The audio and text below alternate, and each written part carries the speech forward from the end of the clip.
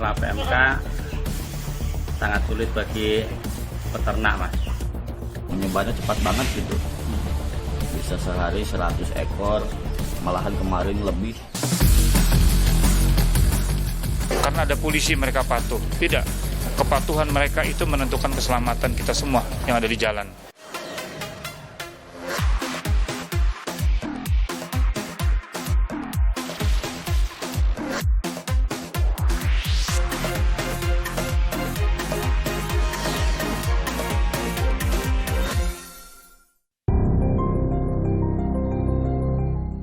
Jelang perayaan Idul Adha Juli mendatang, peternak sapi di beberapa daerah justru mengalami kerugian akibat adanya wabah virus PMK yang menyerang sapi.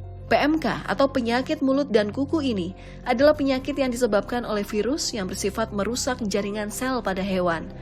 Wabah ini sangat menular pada hewan yang berkuku belah seperti sapi, kambing, dan domba.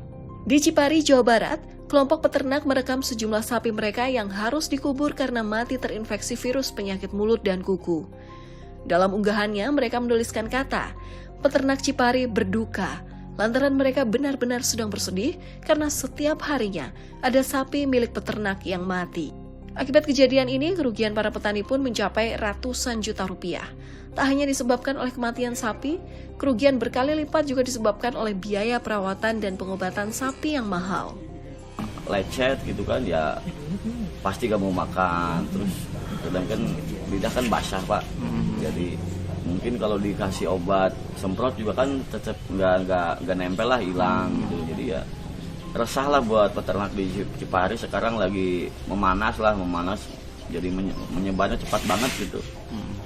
Bisa sehari 100 ekor, malahan kemarin lebih, ada 130 di Cipari totalnya gitu yang nyebarnya. Imbas dari meluasnya penularan penyakit mulut dan kuku juga terjadi di Lumajang, Jawa Timur. Pemerintah resmi memperpanjang penutupan terhadap sejumlah pasar hewan yang ada di seluruh kabupaten hingga sepekan ke depan. Petugas dari Dinas Perdagangan Kabupaten Lumajang mengubah tanggal pada papan informasi yang terpasang di depan pasar hewan Jogotrunan. Pemerintah secara resmi memperpanjang penutupan pasar hewan mulai tanggal 16 hingga 22 Juni 2022. Selama masa penutupan, pedagang hewan ternak sapi, kerbau, kambing, dan domba tidak diperbolehkan untuk melakukan transaksi jual-beli. Selain itu, penutupan pasar hewan juga meresahkan para peternak sapi di Sragen, Jawa Tengah akibat wabah penyakit mulut dan kuku. Sebab, selama pasar ditutup, peternak mengaku tidak ada pemasukan dan harus mengeluarkan biaya tambahan untuk perawatan sapi. Salah satu peternak yang merugi adalah Kasidi Martoyo. Warga Desa Katelan, Kecamatan Tangen, mengatakan bahwa penutupan pasar sangat besar dampaknya terhadap kehidupan sehari-hari. Nah, kalau menurut saya untuk masalah PMK sangat sulit bagi peternak, Mas.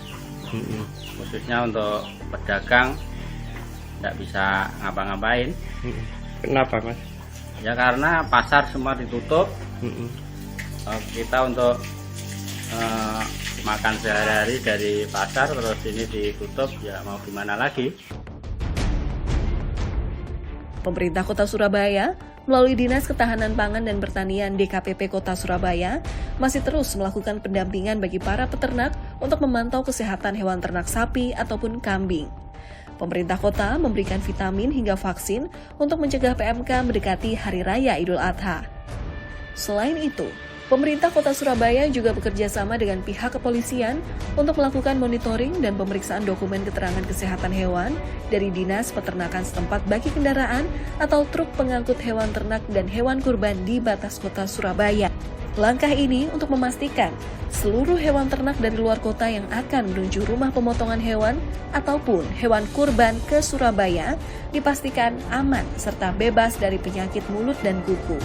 Teman-teman sudah bergerak untuk memastikan bahwa ternak yang ada di Kota Surabaya itu sudah didampingi oleh Dinas Pertanian.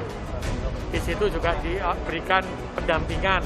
Kalau kemarin ada beberapa kecamatan langsung di lockdown diberikan vitamin. Karena kan vitaminnya memang ada di pemerintahan ya, itu sudah kita lakukan.